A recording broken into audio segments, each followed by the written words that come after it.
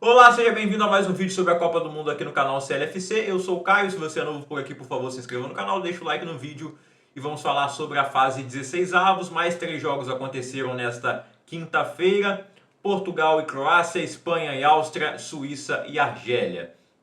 Muito bem, faltam 3 partidas para acontecer nesta sexta-feira: Austrália e Egito, Argentina e Cabo Verde, Colômbia e Gana encerram essa fase e no sábado já começa as oitavas de final. Vamos começar falando de Espanha e Áustria.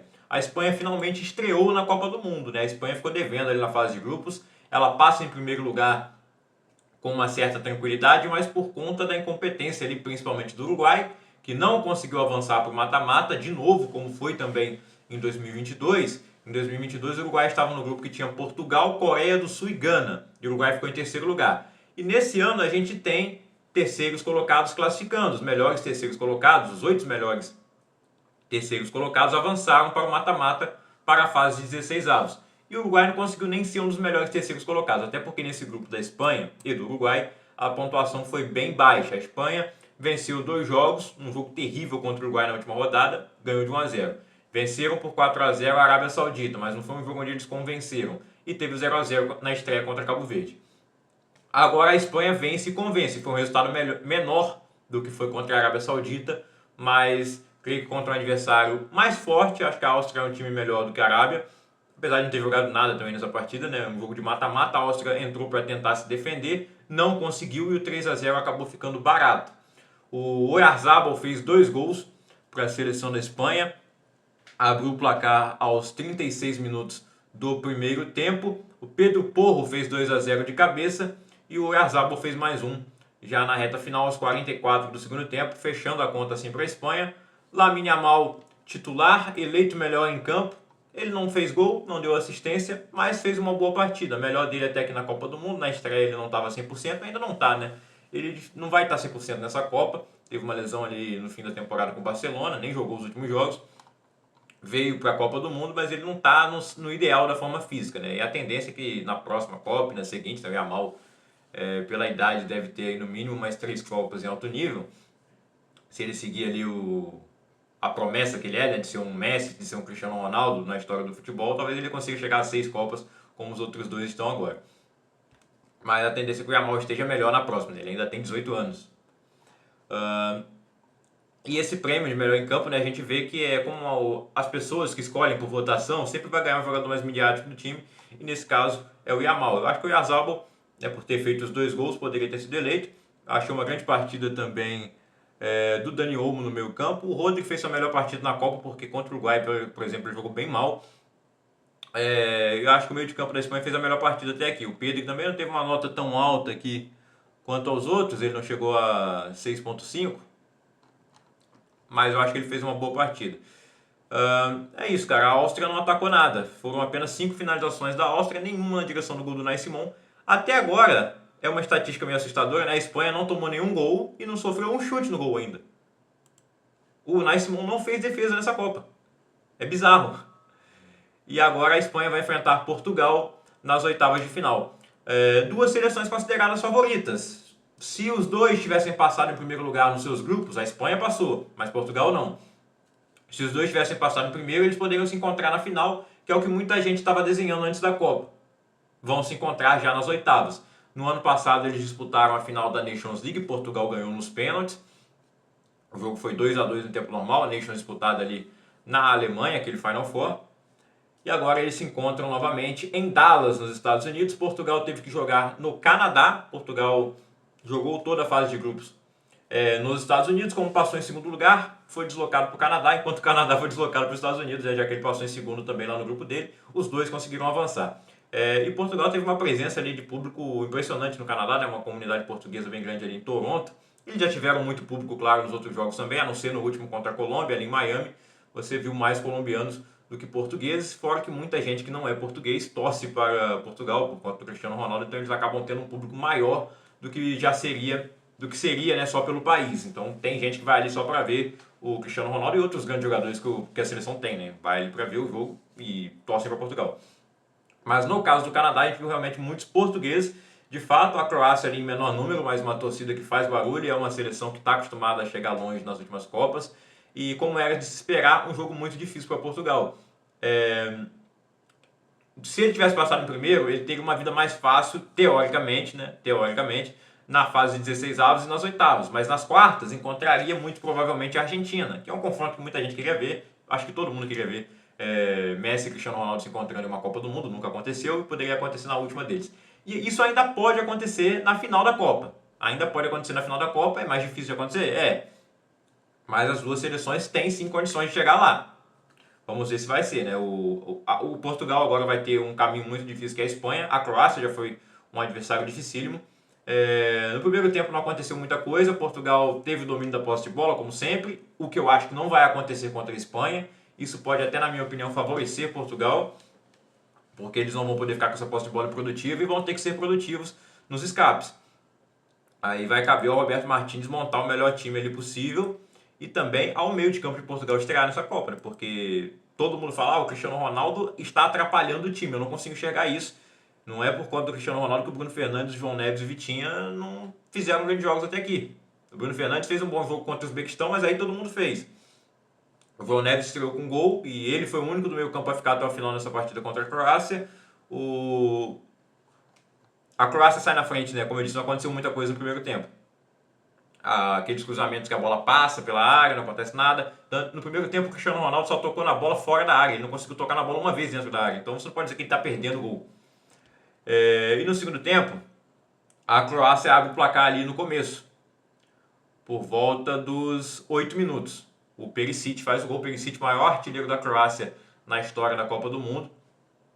E é mais um jogador que deve se despedir, né, das Copas do Mundo. Ele e o Luka Modric eram os remanescentes aí dessa geração croata mais antiga. Tem jogadores mais jovens chegando, mas não é a mesma coisa, né? Você tinha ali, o Kovacic ainda é um pouco mais novo que os dois, talvez ele vá para 2030, é provável. E hoje é o melhor ali no meio de campo, né? O Perisic jogando como lateral esquerdo nessa Copa. Cada Copa ele fez uma posição diferente e ele sempre aparece para marcar um gol. O Perisic então abre o placar. Portugal se desespera. O Roberto Martínez faz 4 substituições e coloca o Gonçalo Ramos junto com o Cristiano Ronaldo. Tinha gente achando que ele ia tirar o Cristiano Ronaldo quando viu o Gonçalo no aquecimento. Eu já achava que não, porque ele fez isso antes. Na primeira partida contra Congo, ele já tinha colocado os dois juntos. Desesperado para fazer gol, e parece que a única jogada é cruzar a bola na área para alguém cabecear. Temos 2 caras para cabecear, sendo que tem um lá e você não consegue cruzar direito. Com 2 vai mudar, não sei. Ele coloca o Gonçalo Ramos. Também entram Bernardo Silva, Francisco Conceição e o Nelson Semedo, porque o João Cancelo mais uma vez fez uma partida bem apagada, né? O Cancelo conseguiu uma assistência lá contra o Uzbequistão e foi aquilo. Foi uma grande partida dele ali no primeiro tempo. Mas nos outros jogos, tanto o Nelson Semedo quanto o Diogo Dalot entraram melhores que o Cancelo. E aí então sai o Cancelo na lateral, entra o Semedo e sai o Bruno Fernandes e sai o Vitinha também. Saíram os dois de uma vez, entraram o Bernardo Silva, Gonçalo Ramos e Francisco Conceição. Ele ficou ali com 4, 5 atacantes, né? Você tinha aí no Conceição o Pedro Neto só saiu depois. O Pedro Neto saiu depois ainda. O Pedro Neto veio sair depois. Não, confundi. O Pedro Neto saiu para entrar realmente Conceição. O Pedro Neto também, que é um cara que ajuda muito na marcação, ele volta bastante, se doa ao máximo, mas lá na frente ele não tem feito a diferença. Ele até consegue descolar um belo lançamento para o Cristiano Ronaldo, que faz um golaço, mas estava impedido. É aquele momento que você vê os pés dele estão para trás da linha, ele está na mesma direção do jogador, não está impedido, mas a cabeça está na frente. Ele projeta o corpo para correr, então um pedaço da cabeça vai à frente, um pedaço do ombro também, e aí o impedimento marcado. A gente já viu vários impedimentos assim. E aí, como eu disse, tinha gente achando que o Cristiano fosse sair para entrar o Gonçalo, eu já acho que não aconteceria. E aí tem gente teorizando que o Cristiano só não saiu porque ele fez o gol, mesmo estando impedido. É um gol ali onde ele teve um baita recurso para dominar aquela bola, foi um golaço. Seria o primeiro gol dele em mata-mata da Copa do Mundo, infelizmente aquele não valeu, né? Mas na sequência, com os 4 já em campo, né, as 4 alterações em campo, e o Gonçalo Ramos junto com o Cristiano Ronaldo, a gente tem uma cobrança de escanteio, numa saída de bola ali que deu errado da Croácia, eles cedem um escanteio para Portugal, vem cruzamento do Nuno Mendes e o jogador da Croácia, o Baturina, abraça o Renato Veiga na área e é pênalti. Muita gente falando que não foi pênalti, isso aí não é o suficiente para ser pênalti. Cara, o cara abraçou ele ia chegar na bola, estava de frente pro gol. É pênalti sim. E se isso não foi pênalti, o gol anulado da Alemanha contra o Paraguai por falta no goleiro não é falta, então. Na minha visão é assim, vocês... É diferente para vocês? Eu acho que o gol lá foi bem anulado e o pênalti aqui foi bem marcado. Bom, pênalti marcado, quem é que vai para a bola? Cristiano Ronaldo. Ele bate no meio do gol. O Livakovic é um excelente pegador de pênaltis, né? Nós brasileiros sabemos disso. E não foi só contra o Brasil que ele pegou pênalti na última Copa, também contra o Japão. E é um excelente goleiro no geral, ele tinha feito algumas intervenções ali interessantes no primeiro tempo. E o Cristiano vai, bate pênalti no meio do gol, ele pula para o lado direito, 1-1, empata o jogo. Pouco tempo depois desse gol de empate, a Croácia vai lá e consegue fazer 2-1. Porém, o gol é anulado por impedimento, gol do Sutic. Sutic faz o gol é anulado por impedimento bem marcado também. Cara, impedimento semiautomático, você falar que teve algum problema ali, né? Maquiaram a imagem, será? E foi bem rápido a resolução dessa vez, né? Não como o jogo contra a Colômbia, que demorou pra caramba pra mostrar. E aquele jogo não mudaria nada na situação de Portugal, no mata-mata. Se Portugal tivesse perdido, ele pegaria a Croácia de qualquer maneira. Então não teve, nossa, vamos anular esse gol aqui porque Portugal não pode perder. Não foi isso que aconteceu. E o impedimento da Croácia foi bem parecido com o do Cristiano Ronaldo, quase a mesma coisa. Então o gol bem anulado. Só que aí o Roberto Martins percebeu que não dava, né? A Croácia estava dominando o meio de campo e Portugal ia sofrer mais se ficasse com os 4 atacantes ali, com Cristiano e Gonçalo Ramos, faltando um jogador no meio de campo. Aí ele tira o Cristiano Ronaldo e coloca o Rubem Neves. Muita gente vai falar, não pode tirar o Cristiano, tá precisando de mais um gol. Eu acho que foi a decisão correta, né? Todo mundo deve concordar isso. Na hora, o Roberto Martins... Para mim, o erro do Roberto Martins foi colocar o Gonçalo no desespero. No fim, o Gonçalo faz o gol do título, caramba. Faz o gol da classificação. Porém, eu acho que ele se precipitou para colocar o Gonçalo. Não precisava colocar naquela hora. Acabar com o meio de campo e colocar 4 atacantes. Se desesperou muito cedo. E aí ele fez o gol talvez mais rápido do que ele esperava. E fazendo isso com 1-1, o jogo empatado, não dá para jogar com o meio de campo aberto. A Croácia estava levando vantagem e aí ele tinha que tirar alguém do ataque. Ou seria o Cristiano Ronaldo ou seria o Rafael Leão. Não dá para tirar o Gonçalo que tinha acabado de entrar. Não existe isso. E eu até pensei, eu tiraria o Rafael Leão porque o Leão tenta as coisas e não consegue nada. E é aquele jogador que meio que quando ele perde a bola ele desiste do lance, não sei. Mas no fim a decisão do Roberto Martins foi correta, né? Deu muito certo. Ele tirou o Cristiano Ronaldo. O Cristiano hoje não pode jogar mais como ponta, não vai aguentar. Se botar o Gonçalo ali também não é a posição dele. Então ele manteve o Rafael Leão, que mal ou bem estava tentando. E no fim ele acertou. Um belíssimo cruzamento perfeito na cabeça do Gonçalo Ramos. O Gonçalo sobe no meio dos 2 zagueiros da Croácia e faz o gol. Depois do jogo, o Gonçalo fala que ele sabia que ia fazer gol. Ele disse que se colocasse ele ia fazer gol. E que não é a primeira, nem a segunda, nem a terceira vez que ele faz um gol no final do jogo. Na última Copa do Mundo, o Gonçalo Ramos foi titular no jogo contra a Suíça nas oitavas de final. Decisão do José Mourinho, não. Até esqueci o nome. Fernando Santos, treinador de Portugal. Foi a decisão dele tirar o Cristiano Ronaldo, que não estava bem. Lembrando que ele chegou ali jogando pouquíssimos jogos pelo Manchester United naquela temporada. Então, fisicamente, ele estava mal, não era só tecnicamente. E aí ele coloca o Gonçalo Ramos, ele faz hat-trick contra a Suíça. Foi 6-0 para Portugal naquele jogo, 6-0 ou 6-1, não lembro se a Suíça fez gol ou não. E dá muito certo, ele faz 3 gols, então já são 4 gols de mata-mata do Gonçalo Ramos, que anunciou a sua transferência do PSG para o Milan. Ele era reserva no PSG, mas um cara que sempre que entrava fazia gols. Excelente cobrador de pênalti também. Fez gol de pênalti na decisão contra a Nations League na última... Contra a Espanha na última Nations League. Então, aparece e decide o jogo, que a decisão do Roberto Martins se mostrou acertada ao manter o Rafael Leão em campo. Ele acerta o cruzamento perfeito. Depois a gente ainda tem uma polêmica, né? O juiz tinha dado 10 minutos de acréscimo, o árbitro deu 10 minutos de acréscimo. Aí sai o gol. Tudo bem, tem aquele tempo perdido para comemoração, você arredondaria mais uns 2 minutos. Só que o jogo foi parar lá com 18 minutos, cara. Acréscimos infinitos. Estava lembrando de Brasil e Japão, que também teve acréscimos infinitos. Ainda bem que não saiu o gol do Japão lá naquele jogo. Nesse jogo acabou saindo o gol da Croácia. Porém, ele foi anulado por impedimento. E com uma coisa que a gente nunca tinha visto, que é o chip na bola, que a gente sabe que tem para verificar se a bola entrou no gol ou não, se passou da linha ou não. Quando passa da linha, o relógio do árbitro vibra. Agora o chip da bola foi detectar se a bola bateu na cabeça do jogador da Croácia antes do Gvardiol fazer o gol. Que loucura! Eu acho já, o cara que tocou a bola pro Gvardiol, eu acho que foi o... Deixa eu ver, ele entrou no banco, né? Não, tava em campo já.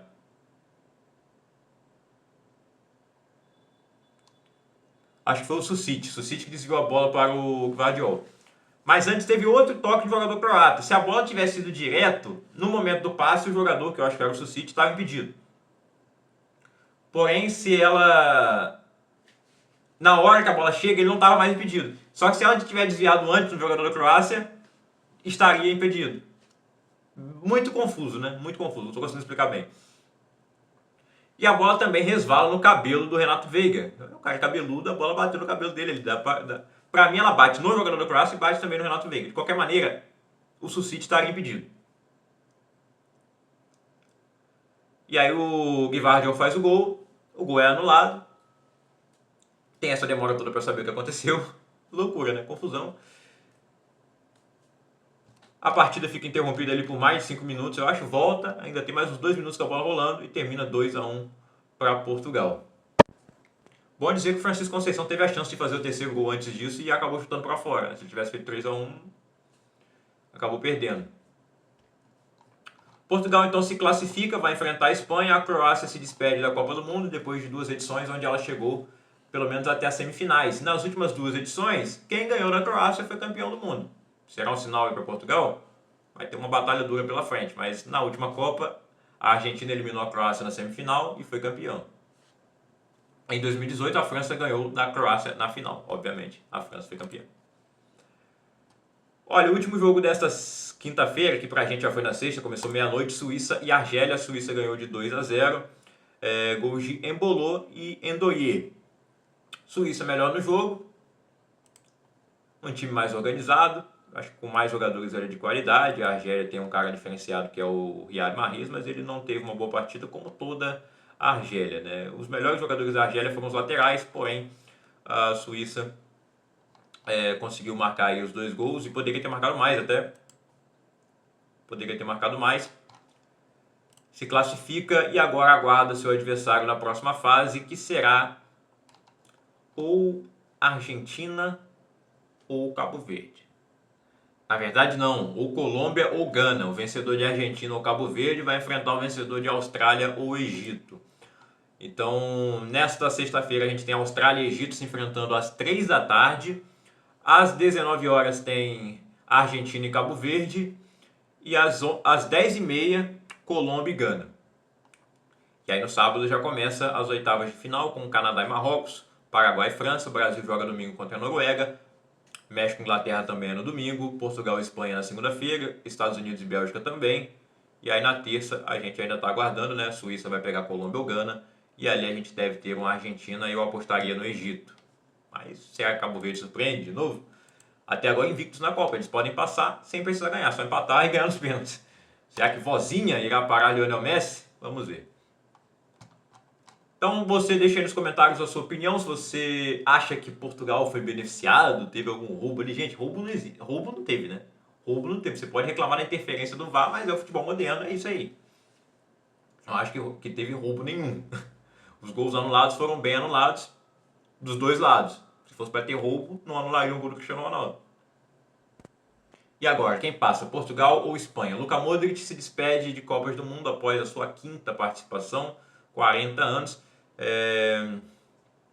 A Croácia não jogou 2010, ele jogou 2006, 14, 18 e 22, 2 Copas ali onde chegou até as semifinais pelo menos, vice-campeão em 18, terceiro colocado em 22. Eu lamento o Modric não ter ganho um título aí com a Croácia, teve uma Nations que eles chegaram à final e perderam para a Espanha, né? A Espanha chegou a 2 finais de Nations seguidas e perdeu as 2, mas ganhou a Eurocopa nesse período. Vamos ver quem vai passar nesse confronto de favoritos Espanha e Portugal, um confronto histórico também pela história dos dois países. É isso. Amanhã então eu estou de volta para comentar os jogos da Argentina. Eu vou dar o palpite aqui, eu acho que a Argentina passa, Egito passa e a Colômbia passa também. Eu estou indo nos favoritos.